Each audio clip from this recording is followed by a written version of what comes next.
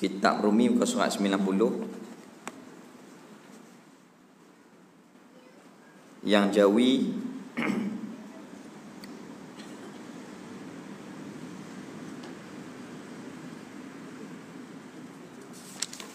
(27) kan?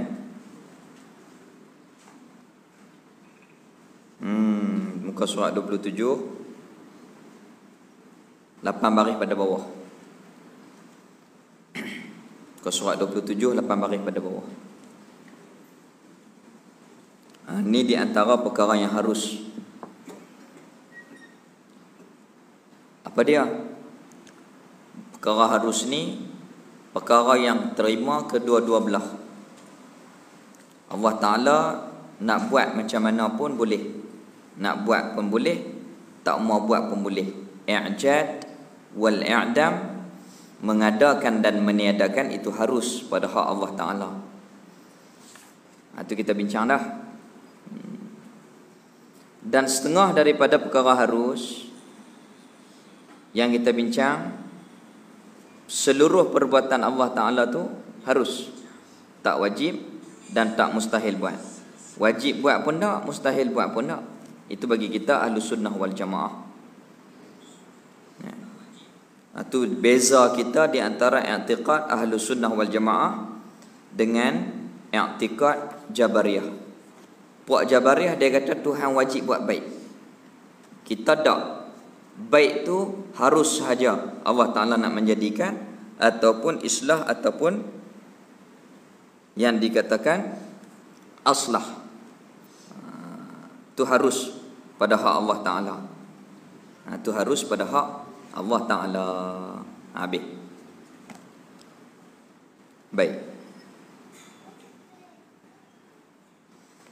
Jadi pada hari ini kita tangguh saat kitab ni, kita peringat sikit Hijratul Rasul sallallahu alaihi wasallam. Jadi kita terlepas dah. Tak ada nak fikir. Sepatutnya minggu lepas kita peringat peristiwa Hijratul Rasul sallallahu alaihi wasallam. Sebaiknya 10 hari bulan tu, hari Isnin lah hari tu ni. Isnin minggu lepas. Nah. Kalau tok-tok guru dulu-dulu dia impun duit sampai 10 Muharram, panggil anak yatim sedekah, hadiah kepada fakir-fakir miskin. Sedekah kepada fakir-fakir miskin. Pakai celak hari tu, gosok kepala anak yatim, bagi duit, puasa, dan sebahagiannya ada yang kacau bubuk Ashura. Tu amalan orang dulu-dulu di 10 Muharram. Pasal apa kita buat lagu tu? Kerana Nabi pergi ke Madinah, tanya orang Yahudi, hampa puasa apa ni 10 Muharram ni? Mereka kata, kami puasa kerana bersyukur Allah Ta'ala membebaskan Nabi Musa daripada Fir'aun. Kalau lagu tu Nabi kata, kami lebih berhak bersyukur.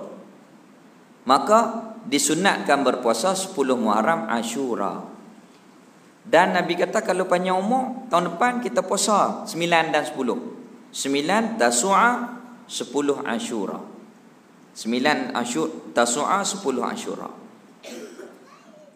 Baik. Mai orang puak kaum muda, dia kata, hampa duk doa buat apa awal tahun akhir tahun tu. Zaman Nabi pun tak ada kalender hijrah lagi. Duk doa buat apa? Akhir tahun, awal tahun. Zaman Nabi pun tak ada kalender. Kalender hijrah ni zaman sahabat. Kita pun apabila daripada buat kucai lagu tu pening juga.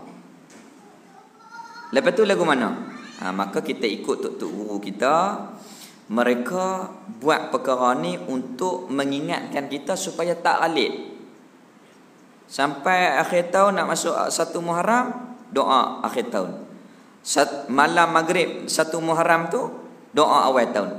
Ini termasuk di dalam firman Allah, ud'uni astajib lakum. Berdoa, nescaya Allah Ta'ala akan terima. Pasal apa ulama buat doa akhir tahun, awal tahun?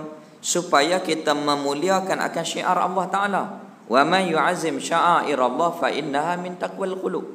Barang siapa yang mentakzim memuliakan syiar Allah, sesungguhnya dalam hatinya ada takwa. Ni sampai tak ambil peduli apa. awal tahun ke, malam nisfu Sya'ban ke, Rabiul Awal ke, tak duli apa. Tok guru dulu dak. Muharram peringat hijratul Rasul, buat kenduri.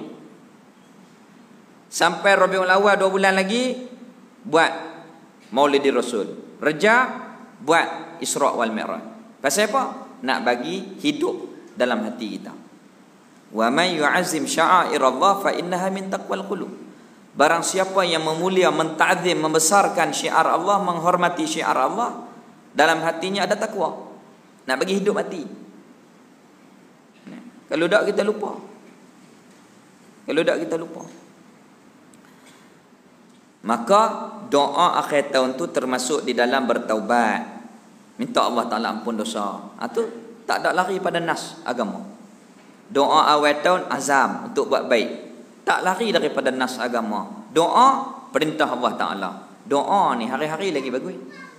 Bukan kata hujung tahun awal tahun hari-hari lagi elok. Maka kita buat. Bukan semua tak ada zaman Nabi kita tak boleh buat. Pasal sahabat pun buat apa tak ada zaman Nabi. Di antaranya tulis Quran. Bid'ah wajib. Di antaranya kalender hijrah. Zaman Nabi tak ada. Maka para sahabat berbincang, kita nak letakkan tarikh Islam kita ni bila? Nak ambil tarikh lahir Nabi tak boleh. Kerana menyamai orang-orang yang mengikuti Nabi Isa alaihissalam, dia ambil umur Nabi Isa buat tarikh Masihi. Nabi ajak semua perkara kena menyalahi orang bukan Islam. Nak ambil tarikh beranak Nabi tak boleh. Bincang para sahabat, ambil peristiwa hijrah tahun yang pertama. Hijrah ni bukan bulan Muharram, bulan Rabiul Awal. Pasal apa kita sambut ma'al hijrah pada bulan Muharram? Kerana awal tahun di dalam Islam, Muharram, Safar, Rabiul Awal, Rabiul Akhir. Kira tahun pertama hijrah. Bulan pertama dalam Islam Muharram. Hijrah betul ni bulan Rabiul Awal. Hak sungguh-sungguhnya Rabiul Awal. Tapi kita sambut Muharram oleh kerana Muharram itu satu bulan yang pertama di dalam kalender Islam. Tahun yang pertama dikira hijrah. Daripada hijrah sampai ke 1444. Itu kita kira lagu tu. 9 Muharram puasa Tasu'a, 10 Ashura. Kalau lepas dua-dua terlepas tahun ni, habis dah tarikh dia. Azam tahun depan pula kalau banyak umur. 10 Muharram dulu tok guru pakai celak, panggil anak yatim sedekah, panggil orang fakir miskin sedekah, buat kebajikan. Syukur di atas nikmat hak Allah Taala bagi. Kita ni gosok kepala anak yatim. Itu amalan tok guru dulu-dulu. Dan banyak lagi di Melaka masih lagi buat perkara ni di Melaka. Kawan-kawan saya ada tempat-tempat yang buat 10 Muharram. Hari itu juga kaca Ashura. Puasa dan kaca Ashura. Puak kaum muda kata, kacau bubuk Ashura ni puak Syiah. Sudah. Kita ni tak ada cenderung hati langsung kepada Syiah. Wajib kita sayang dan hormat Sayyidina Abu Bakar radhiyallahu taala anhu, Sayyidina Umar radhiyallahu taala anhu, Sayyidina Utsman radhiyallahu taala anhu, Sayyidina Ali, semuanya wajib kita sayang. 10 Muharram ni peristiwa yang banyak berlaku. Di antaranya Allah Ta'ala bebas Nabi Musa daripada Fir'aun. Fir'aun tenggelam dalam laut mati. Nabi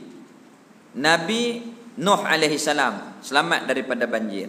Tu dia himpun makanan, masak satu tempat. Ambil daripada tu lah buat. Maka nak kacau, tak mau kacau sudah. Tak ada ulama kata wajib, tak ada kata haram. Tak usah berkelahi. Nak buat, tak mau buat sudah. Wajib pun tak, haram pun tak. Bahkan kalau niat bagi elok dapat pahala. Pasal apa? Kacau, nak bagi kat jiran, nak bagi kat sahabat supaya rapatkan ukhuwah, menjadi kebajikan. Sedekah ni ayat sejuk pun dapat pahala, bukan kata bubuk Ashura. Bubuk Ashura lebih lagi lah mahal. Beli kacang ni nak buat pun payah. Setahun sekali. Nak buat. Wajib pun tak. Haram pun tak. Bahkan kalau niat kepada baik, jadi baik. Itu pahaman kita Ahlus Sunnah wal Jamaah. Habis tu. Kemudian Nabi ni maklum dilantik menjadi Rasul ketika umur 40. Sebelum 40 Nabi hidup selesa. Semua orang-orang musyrikin, orang-orang Quraisy hormat Nabi. Bahkan diangkat dan disanjung. Muhammad Al-Amin. Yang dibangga-bangga oleh kaum Quraisy. Sehingga kan pergaduhan di antara mereka panggil Nabi buat selesai. Muhammad, macam mana nak buat selesai ni? Tanya pendapat Nabi. Ketika umur 40 dapat risalah, terus depa musuh Nabi. Sudah tak suka kepada Nabi sallallahu alaihi wasallam. Orang yang pertama masuk Islam Ummul Mukminin Sayyidah Khadijah Al-Kubra radhiyallahu taala anha. Ibu kita orang mukmin. Pi ke Mekah kadang-kadang 10 kali. Makam Siti Khadijah pun tak pi ziarah. Orang perempuan kata kami nak pergi ke mana tak boleh masuk. Tok Arab tak bagi. Tu lalu hadiahlah Fatihah. Nah, hadiah Fatihah. Berhenti bahasa, hadiah Fatihah. Ummul Mukminin Sayyidah Khadijah Al-Kubra radhiyallahu taala anha. Orang yang pertama masuk Islam. Pemimpin yang pertama Sayyidina Abu Bakar radhiyallahu taala anhu. Pemuda yang pertama sepupu Nabi, merangkap menantu Nabi Sayyidina Ali radhiyallahu taala anhu. Karamallahu wajhah, yang tak pernah sembah kepada tok kong. Dan hamba yang pertama Sayyidina Bilal. Dakwah secara pelan-pelan di Darul Arqam. Di mana Darul Arqam? Ni Kaabah. Contohlah. Ni pintu. Ni pacok mah. Sopa Marwah. Belah sopa tu. Dekat dengan Bukit Sopa Darul Arqam. Dekat pintu Abu Salam rumah Sayyidah Khadijah. Tepi ni sikit rumah Abu Jahal. Depan tu sikit rumah beranak Nabi. Maulid Nabi sallallahu alaihi wasallam. Kita kena kat belakang sopa ni Menara Jam. Pi sikit Hilton, di hotel Hilton tu rumah Sayyidina Abu Bakar. Rumah Sayyidina Abu Bakar radhiyallahu taala. Maka Nabi SAW dakwah di Darul Arqam, dekat dengan Bukit Sopa. Dakwah situ pelan, secara sembunyi-sembunyi. Maka setelah Sayyidina Hamzah radhiyallahu taala anhu, pak saudara Nabi yang Nabi kasih, Sayyidina Umar radhiyallahu taala anhu masuk Islam, maka Nabi pun mendapat kekuatan dan diarah oleh Allah dakwah secara terus terang.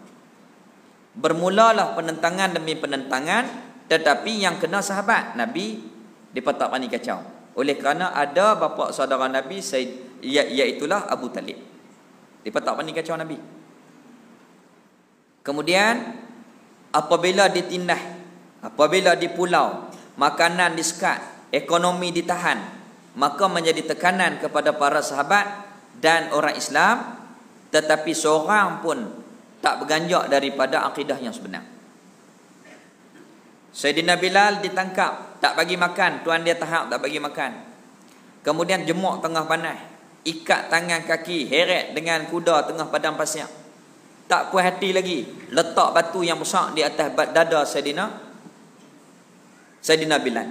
Tetap dia di atas akidah ahadun ahad, ahadun ahad, ahadun ahad. Kuat iman sahabat. Pasal apa? Kerana berkat daripada tarbiyah yang ditarbiyah iman mereka oleh Nabi. Ini penting ilmu akidah. Kita duk ngaji ni. Kekuatan di situ. Nabi tarbiyah iman. Di pulau begitu rupa, sebahagian sahabat diarah oleh Rasul berhijrah ke Habsyah 2 kali. Pi ke Habsyah patah balik, pi pula patah balik. Pasal apa? Kering kontang. Pokok pun nak hidup tak apa-apa nak hidup di situ. Habsyah daripada Mekah ke Habsyah kena nyeberang laut. Payahnya nak bawa Islam kepada kita. Nah. Kemudian Allah Ta'ala takdirkan wafat isteri Ummul Mukminin, ibu kita, segala orang mukmin, Sayyidah Khadijah wafat. Nak meninggal dunia tu, dia fikir tentang Nabi. kalau tak ada apa, Nabi nak gunakan tulang-tulangku ni untuk buat pijak, buat jambatan, silakan ya Rasulullah, ambillah tulang saya. Habis harta untuk Islam. Meninggal pula pak saudara Nabi. Maka tahun kesedihan. Tetapi Nabi tak putus semangat, berhijrah pula ke Taif. Buat apa? Nak dakwah. Dah di Mekah orang tolak, orang tak terima, nak cuba pi ke Taif. Pi ke Taif lagi teruk. Nah, dipahalau Nabi hari itu juga, tak bagi masuk. Rehat pun tak boleh, kena pi. Dimaki, dibaling batu sampai berdarah tubuh badan Nabi. Nabi pun balik. Dan tadah darah tu supaya tak jatuh di bumi, takut bumi ni laknat umat. Sayangnya Nabi kat umat. Sayang sungguh. Baling batu berdarah pun malaikat mai. Ya Rasulullah, kalau kamu izin, kami nak cabut Bukit Taif, nak empat penduduk-penduduk di Taif ni, seperti kami buat kepada kaum-kaum Lut. Nabi tak izin. Nabi kata, aku harap satu hari benih-benih mereka akan beriman kepada Allah Subhanahu wa taala. Kalau kita pergi ke Mekah, tengok India gulung kapek, sapu sampah, angkat air Zam-Zam, kenanglah kita, inilah berkat kesabaran Nabi SAW berdakwah di Taif. Orang Taif lah, benih Taif lah yang mengislamkan orang di benua India. Itu berkat sabar Nabi, orang India jadi Islam. Sallallahu alaihi wasallam. Kasih sungguh ke umat. Kemudian orang Madinah tu mari mengaji, masuk Islam, balik mengajak, masuk balik mengajak. Ya Rasulullah, kita pindah pergi sana. Nabi tak pergi. Oleh kerana tidak ada arahan daripada Allah Taala. Sambutan dah dapat dah di Madinah Al-Munawwarah, tapi Nabi tak pergi. Sampailah satu ketika, tekanan demi tekanan, setelah kematian bapa saudara Nabi, iaitu Abu Talib, mereka mula nak menyakiti Nabi. Teruk dah mereka seksa sahabat. Maka Rasulullah arahkan sebahagian satu kumpulan hijrah ke Madinah. Belah-belah orang, hampa pergi dulu satu rombongan. Lepas tu pula 2-3 hari hampir pula berbelah-belah orang satu rombongan ke Madinah Al-Munawwarah. Kaum Muhajirin daripada Mekah ke Madinah. Maka orang Madinah dinamakan Ansar. Mereka tu sambut orang-orang Mekah ke sana. Dipelihara, disantuni. Maka Nabi kita tak pergi lagi. Berlaku peristiwa yang menyentuh hati kita, pengorbanan para sahabat. Bayangkan kalau kita duduk zaman tu, adakah kita nak pergi? Kalau kita duduk zaman tu, iman kita ni, adakah kita ni boleh pergi hijrah dengan Nabi? Ujian yang begitu berat, kena tinggal rumah, tinggal harta, tinggal keluarga. Adakah kita ni boleh pergi? Allahu Akbar. Itu ujian kita tu. Maka berlaku kepada 3 beranak. Salamah, pak dia Abu Salamah, mak dia Ummu Salamah. Orang Arab lagu tu yang mudah. Anak sulung Salamah, pak Abu Salamah, mak Ummu Salamah. 3 beranak ni dipisahkan kesemuanya. Siap dah nak pergi, siap barang dah, nak bertolak dah. Keluarga perempuan kata, hang nak pergi lah. Anak kami tak bagi pergi. Pak mentua, mak mentua tahan. Anak pula, keluarga belah suami pula ambil. 3 beranak ni dipisahkan, menjadi tekanan jiwa kepada para sahabat. Tetapi mereka sabar, dan suami dia pergi juga selama setahun. Suami berpisah dengan isteri, isteri berpisah dengan suami, ayah pisah dengan anak, mak pisah dengan anak selama setahun. Tu bayang tengok. Kita kalau 2 minggu pun duk tak leh dah.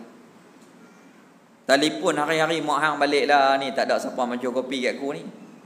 Jaga cucu di Kuala Lumpur 2 minggu. Telefon hari-hari, tak leh duk lah. Setahun. Suami di Madinah, isteri di Mekah, anak pun dipisahkan selama setahun. Maka lepas tu barulah disatukan mereka kembali. Berlaku kepada Syuhaib Sinan Ar-Rumi radhiyallahu ta'ala anhu. Dia daripada Rom, Iran, mai masuk Islam, menyega, kaya. saudagar. Dia siap barang dia, bukan bawa semua, bawa penting-pentingnya. Siap tak tahu tak nak pi hijrah, depa tahan Syuaib hang nak pi lah. Depa gempak dia. Nak tengok tara mana. Barang ni kami sekat. Kerana barang ni daripada hasil Mekah. Hang mai dulu bukan ada apa, hang menyega ni semua hasil Mekah. Kami tak kira gelap. Sayyidina Syuaib pejam mata, terus berhijrah, bismillah, tawakkal ala Allah. Itulah beratnya pengorbanan para sahabat, keluarga Nabi dan sahabat Rasul kita untuk membawa Islam kepada kita. Habis harta tinggal. Habis semua harta dia tinggal. Nak bawa Islam kat kita. Keluarga tinggal, rumah tinggal, tanah tinggal, keluarga semua, harta tinggal. Semata-mata nak bersama dengan perjuangan Rasul sallallahu alaihi wasallam.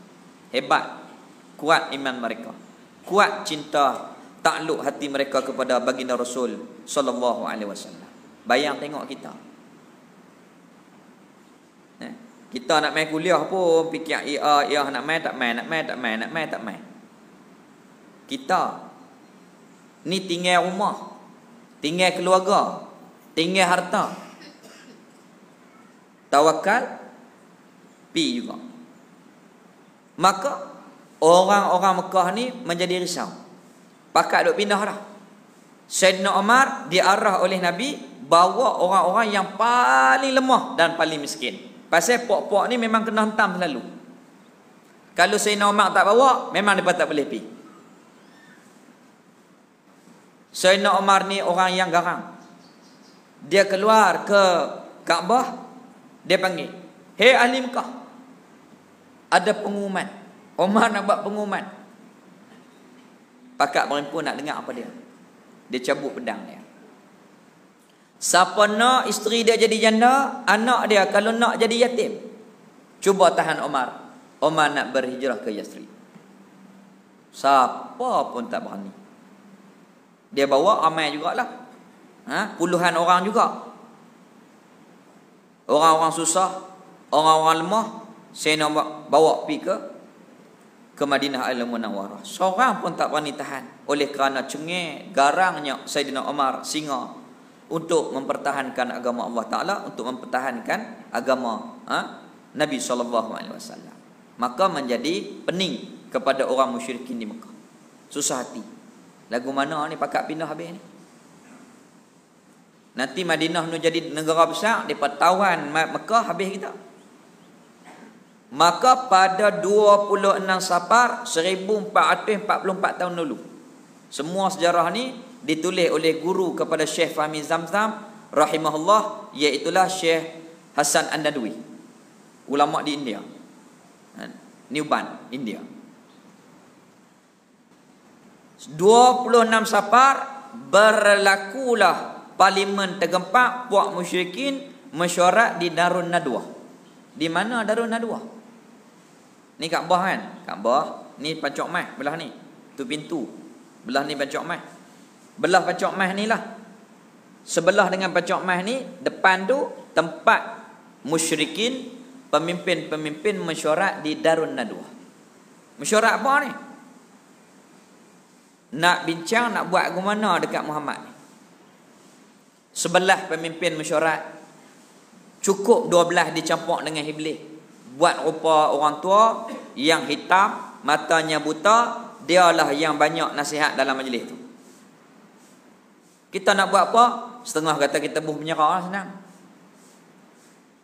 Iblis kata jangan, pengikut dia ramai di luar. Kalau kita masukkan dia dalam penjara, dia akan berontak. Setengah bagi cadangan, kita halau dia buang negeri. Iblis kata jangan. Kalau buang negeri, dia orang bijak, dia akan pengaruh orang dan kuasai Mekah. Bahaya. Cadang tu, cadang ni, cadang tu, cadang ni, dia patah payah apa, bunuh buang lah senang. Hak ni yang paling tepat, bunuh.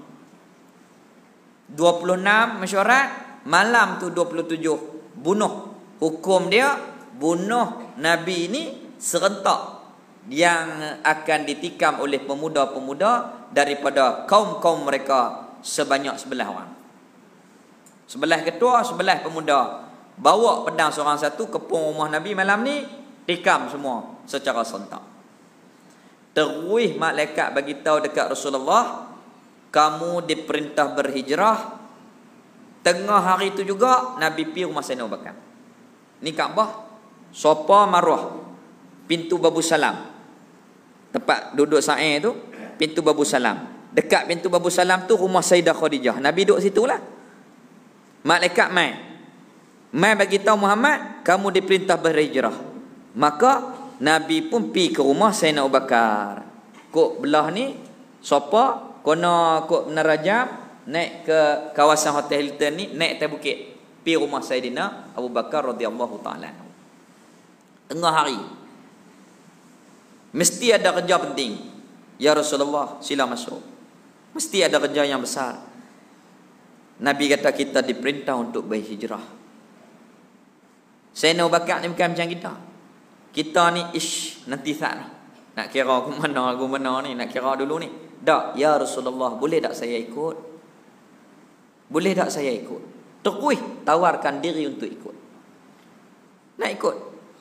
Baik. Jalan biasa kita tak boleh pergi, kita kena pergi jalan lain. Jalan lain tak ada orang yang tahu, melainkan yang boleh tunjuk kepada kita Abdullah Uraikid, Yahudi yang tak pernah khianat kepada Nabi. Orang betul. Cuma tak dapat Islam. Tak dapat Islam lagi. Dia sahaja yang boleh tolong kita tunjuk jalan. Kalau kita pergi jalan biasa, tentu disekat. Kemudian beli unta 2 ekor. Sayyidina Abu Bakar lah yang mengeluarkan duit dia untuk beli unta. Nabi guna satu, Sayyidina Abu Bakar guna satu, Nabi guna satu. Kemudian bincang. Setelah 3 hari, kita lari ke Gua Sur, kita sembunyi di situ. Kemudian hari yang ketiga, minta Abdullah Uraikid tunggu di bawah. Bawa unta. Kita nak berhijrah. Sayyidina Ali tunggu rumah Nabi, menantu Nabi SAW. Setelah tu, malam tu juga dah siap-siap semua. Pemimpin pemuda-pemuda tadi bawa pedang lengkar rumah Nabi, kepung rumah Nabi. Tinggal nak empuh masuk, takdir Allah mereka ni semua tertidur. Allah Ta'ala bagi mereka tidur. Tidur ni di antara tentera Allah juga. Lena habis. Sayyidina Ali duduk dalam rumah Nabi keluar. Pergi rumah Sayyidina Abu Bakar. Bermulalah hijrah pada 27 Safar 1444 tahun yang lalu. Berpindah daripada rumah Nabi ke Gua Sur. Berapa hari? 3 hari. Jumaat, Sabtu, Ahad. 3 malam duduk di dalam Gua Sur. Apabila Nabi pi, jauh mana? 5 batu berjalan kaki. 5 batu bersamaan 7 km lebih. Berjalan kaki daripada rumah Sayyidina Abu Bakar tu turun pi, naik ke Gua Sur. Sayyidina Abu Bakar pun masuk, bersihkan hamparan. Nabi duduk. Sayyidina Abu Bakar duduk, minta Nabi ni letak kepala Nabi kita yang mulia di atas riba dia, Sayyidina Abu Bakar, supaya Nabi rehat. Nabi pun tidur oleh kerana letih. Tidur atas riba Sayyidina Abu Bakar radhiyallahu taala. Depa masuk rumah Nabi, tengok-tengok Nabi tak ada Sayyidina Ali. Di mana Muhammad? Dia tak pecah rahsia. Depa paksa dia, depa pukul dia. Mana? Tak bagi tahu. Pi rumah Sayyidina Abu Bakar. Yang buka pintu tu Asma, anak dia yang perempuan. Kak kepada Siti Aisyah radhiyallahu taala anha. Dia buka-buka pintu. Mana bapak kamu? Dia tak bagi tahu. Dia tarik antai dia putih. Nabi dan Sayyidina Abu Bakar sudah sampai di Gua Sur. Nabi kita tidur. Kemudian ada satu lubang, tak ada dah tempat nak katuk. Sayyidina Abu Bakar katuk dengan tumit dia. Takdir Allah disengat oleh binatang yang berbisa. Binatang yang berbisa sengat. Binatang yang berbisa tu sengat kaki Sayyidina Abu Bakar radhiyallahu taala anhu. Sayyidina Abu Bakar ni punya adab dengan Nabi. Dia tak gerak Nabi. Dia tak gerak Nabi. Dia tahan sampai tak larat nak tahan dah sakit dia tu. Menitik air mata dia tak kena pipi Nabi. Nabi terjaga dengan air pipi yang jatuh daripada pipi Sayyidina Abu Bakar. Tengok, wahai Abu Bakar, kamu sedih ke? Tak ya Rasulullah, saya sakit. Nabi kita baca doa, ludah takdir Allah lega. Kemudian orang-orang Mekah ditawarkan siapa dapat Muhammad dalam keadaan hidup ataupun mati, kalau boleh buat mai kepada pemimpin-pemimpin musyrikin 100 ekor unta. Kalau RM5,000 lah ni, RM500,000. Nah, punya banyak tawaran tu.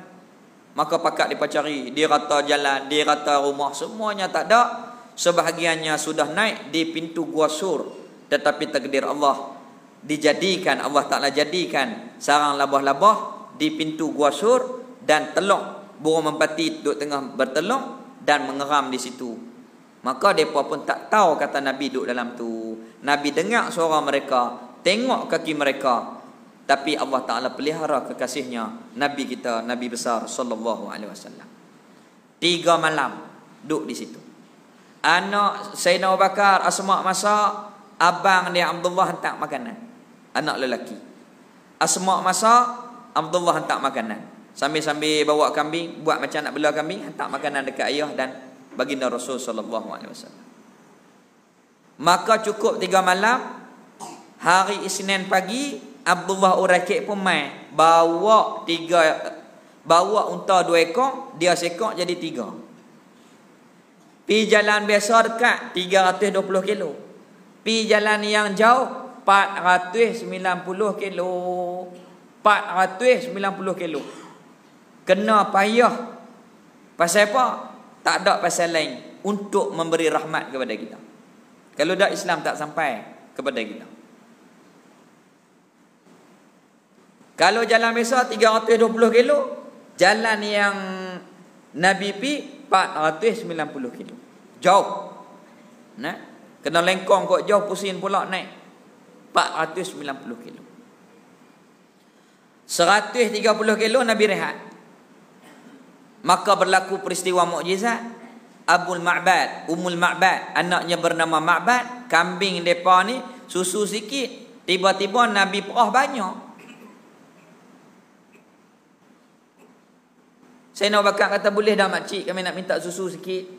Kami ni mai pada Mekah nak pergi ke Yasrib. Boleh? Perah bagi Nabi minum. Dia minum, Abdullah Urakik minum. Rasulullah kata, kita minta sikit lagi. Nabi pergi minta kat makcik tu. Suami dia izin dah. Kalau siapa mai berjalan, orang nak minta minum, bagilah. Lepas tu makcik tu kata, boleh, tapi masalahnya susu kambing kami ni susu tak banyak. Kalau boleh ambil lah, banyak mana ambil. Perah banyak. Nabi minum kenyang, Sayyidina Abu Bakar minum kenyang, Abdullah Urakik minum kenyang. Dia pun boleh bawa bekal pula, dan tinggal pula kat tuan rumah. Pelik berlaku. Isteri dia bagi tahu kat suami, wahai abang, pelik hari ni perkara yang berlaku. Apa dia? Ada seorang ni lelaki, dia perah susu, tak pernah berlaku kepada kambing kita susu yang amat-amat banyak. Tiba-tiba dia perah banyak. Ni mukjizat. Macam mana suami dia tanya orang tu? Tinggi, putih, kemudian handsome, segak, matanya bercelak, rambutnya berminyak dan seumpamanya. Dia kata, barangkali itu adalah Rasul utusan Allah akhir zaman. Dia beriman dah suami dia tu. Beriman celah mana? Orang Madinah mai kot tu, balik kot tu, sambil-sambil berdakwah kepada penduduk-penduduk di sekitar itu. Maka suami dia telah beriman. Berjalan lagi, berapa hari Nabi berjalan naik unta? 8 hari. Mekah, Madinah. Naik unta 8 hari. Isnin sampai Isnin. Kita naik bas 6 jam, lena sekat. Bas ekon. Lena pada Mekah sampai Madinah. Madinah mai tu lena sampai Mekah. Lena. Selawat kat Nabi pun tak, ingat kat Nabi pun tak. Jangan lagu tu. Jangan. Nah, kena bagi ingat. Ni perjuangan Nabi nak buat Islam, susah payah.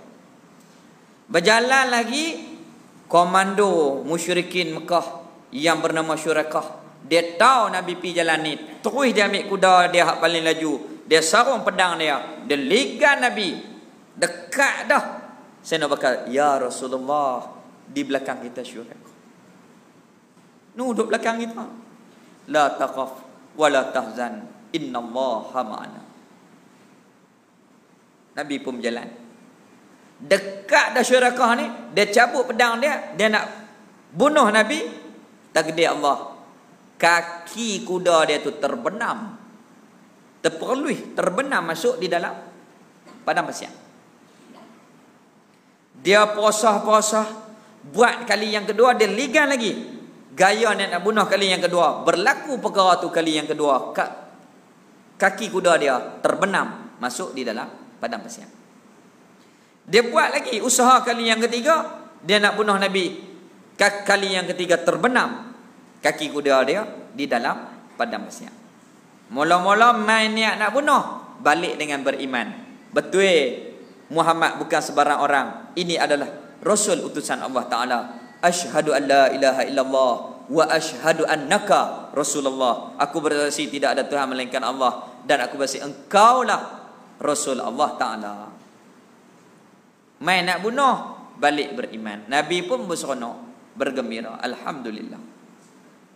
Nabi berdoa, mudah-mudahan kamu akan dipakaikan dengan pakaian kebesaran raja di suatu hari nanti. Takdir Allah Ta'ala, orang Islam tawan suatu negara, maka pakaian raja itu dipakaikan mahkota di atas kepala Syurakah ketika dia hampir nak mati dah. Benar apa yang diisyaratkan oleh Rasul yang bersifat dengan benar, siddiq. Betul.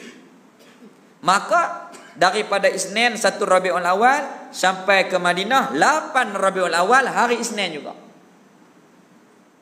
Orang Madinah tunggu dengan orang Muhajirin dan Ansar. Orang Mekah, orang Madinah pakat tunggu Nabi. Tunggu tak mai balik. Esok pula tunggu tak mai lagi balik. Rindu.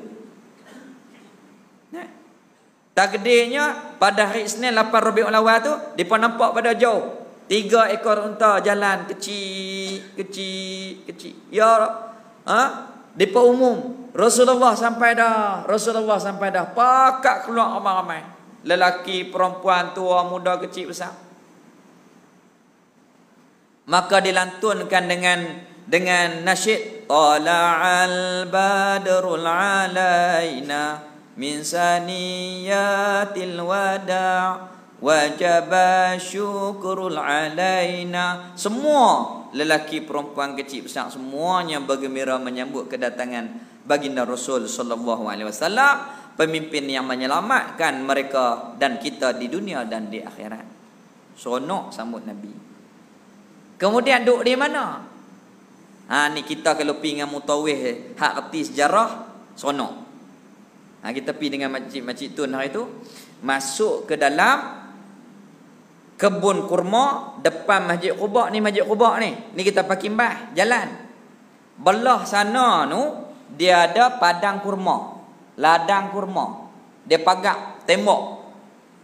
Siapa yang tahu boleh kira dengan tuan kebun kurma, dia buka kunci tu. Rumah hak Nabi duduk tu rumah Saidina Kulsum. Orang lelaki, bukan orang perempuan. Kulsum nama dia. Nabi duduk di rumah tu ada sampai kelar. Ada batu yang Nabi duduk dengan Sayyidina Abu Bakar, batu tu ada sampai lah. Telaga yang Nabi minum air di situ, telaga tu ada sampai lah. Tapi syarat dia, siapa masuk kena beli kurma kat dia sikit lah. Tu syarat dia, tu je sikit je. Boleh pergi ambil air tu dan kita minum. Maka takdir Allah Ta'ala, Nabi duduk situ selama 4 hari. Buat apa? Masjid Quba. Buat Masjid Quba, bukan buat masjid macam lah. Kalau 2 bulan pun tak siap. Atok batu je. Himpun jemaah. Nabi duduk dalam gua 3 hari. Berjalan 8 hari jadi 11. Duduk di Quba 4 hari jadi 15. Tu tak tahu? 3 duduk dalam gua, 8 jalan 11 kan? 4 duduk di Quba jadi 15 hari. Cukup 15 hari, sampailah rombongan Sayyidina Ali bawa keluarga Nabi dan keluarga Sayyidina Abu Bakar. Depa tolak lambat sikit pasal duk kena hentam dengan orang-orang Mekah. Lepas tu pula Nabi amanahkan kepada Sayyidina Ali, bagi barang ni kat orang ni, bagi barang ni kat orang ni. Orang amanah kepada Nabi tak dan selesai. Settle semua dulu baru bertolak. Sampailah Sayyidina Ali dan keluarga Nabi. Maka pada hari Jumaat 12 Rabiul Awal masuk secara ramai-ramai ke dalam kota Madinah Al-Munawwarah. Orang nu panggil, ya Rasulullah, duduklah rumah saya. Ya Rasulullah, duduklah rehat rumah saya. Pakat nak Nabi pergi rumah. Ramai nak buat macam mana? Allah Ta'ala bagi ilham. Di mana unta Nabi ni berjalan, berhenti di situ, di situlah Nabi duduk. Takdir Allah, berhenti di rumah Sayyidina Abu Ayyub Al-Ansari. Makamnya di Turki. Perang. Sahabat ni perang. Alim, wara', kuat ibadah, zuhud, takwa mereka tinggi, berjuang nak mati syahid di jalan Allah Subhanahu wa taala. Makamnya di negeri Turki. Itu sahabat Nabi. Nah. Duduklah rumah Sayyidina Abu Ayyub Al-Ansari. Di mana rumah Sayyidina Abu Ayyub? Kita orang lelaki nak ziarah Rasulullah, masuk di pintu Babu Salam. Masuk pintu Babu Salam ni mihrab Tok Imam. Belakang ni namanya Raudhah. Tepi ni makam yang mulia Rasul sallallahu alaihi wasallam. Rumah Sayyidina Abu Ayyub dekat dengan mihrab. Sebelah sini ada bangunan yang kecil, dibina kecil itu. Itulah tapak rumah Sayyidina Abu Ayyub Al-Ansari. Nabi duduk di situ. Allah seronoknya Sayyidina Abu Ayyub Al-Ansari. Nabi kita duduk rumah dia. Nah, takdir Allah Subhanahu wa taala. Dia suruh Nabi naik duduk atas, Nabi tak mau, Nabi duduk bawah supaya orang mudah mai ziarah. Dia dengan isteri dia ni duduk tak kena nak duduk. Nak duduk lagu mana Nabi duduk bawah, dia duduk atas. Jalan pun jalan cermat, tak ada duduk langkah tengah-tengah ni tak. Duduk tepi-tepi lagu tu je. Hormat, adab zahir dan batin mereka kepada Rasul sallallahu alaihi wasallam. Musim sejuk, air tumpah. Tak ada apa-apa nak lap, ada kain selimut. Ambil kain selimut, lap cepat-cepat. Malam tu tidur sejuk. Pasal apa? Biarlah mereka korban sejuk, tetapi asalkan air tak nitik di atas Nabi sallallahu alaihi wasallam. Inilah adab para sahabat. Maka apa pengajaran yang kita nak ambil? Yang pertama, Islam, agama yang mai kepada kita, yang kita warisi, yang ada pada kita adalah mai dengan susah payah para sahabat, keluarga Nabi dan Rasul kita, keluarga dan para sahabat Nabi sallallahu alaihi wasallam. Wajib kita syukur. Wajib kita berterima kasih. Bersyukur kepada Allah dan bersyukur, berterima kasih kepada Rasul sallallahu alaihi wasallam. Api ke Madinah, ziarah Rasul, ziarah sahabat. Kalau ada di negeri-negeri lain seumat Turki, Sayyidina Abu Ayyub, ziarah Sayyidina Abu Ayyub Al-Ansari. Itu terima kasih kita kepada mereka. Yang kedua, iman yang kuat daripada para sahabat, daripada tarbiyah iman yang ditarbiyah oleh Rasul sallallahu alaihi wasallam. Kita pun kena mengaji, jangan berhenti ilmu akidah. Kita mengaji banyak kitab dah ni.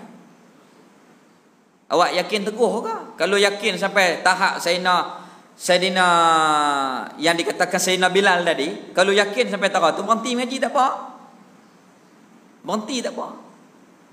Selagi tak sampai tahap tu, kena mengaji.